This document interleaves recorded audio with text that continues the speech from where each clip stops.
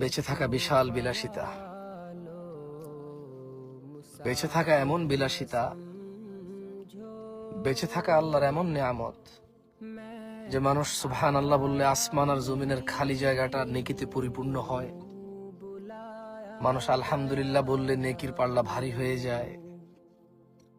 বেঁচে থেকে মানুষ আল্লাহুম্মা সাল্লি আলা মুহাম্মাদ দুরূদ পড়লে 10টা নেকি হয়, 10টা গুনাহ ক্ষমা হয়, মর্যাদা বৃদ্ধি হয়,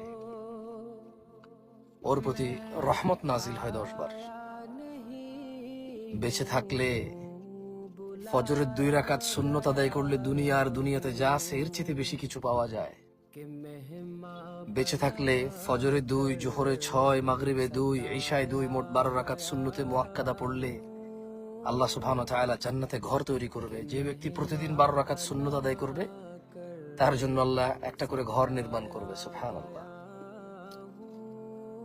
বেঁচে থাকলে সাদাকা করা যায়, বেঁচে থাকলে মানুষের উপকার করা যায়, বেঁচে থাকলে আল্লাহর প্রশংসা করা যায়, বেঁচে থাকলে লাউ বালাগাত যুনুবুকা আনানাস সামা, যদি মানুষের গুনাহ আসমানের মেঘমালা পর্যন্ত ছয়, সুম্মা ইস্তাগফারতানি, আল্লাহ বলছে তারপর যদি সে আমার কাছে মাপ চায়, গফারতু লাক, আমি তাকে ক্ষমা করব, ওয়ালা উবালি, কারো পরোয়া করব না।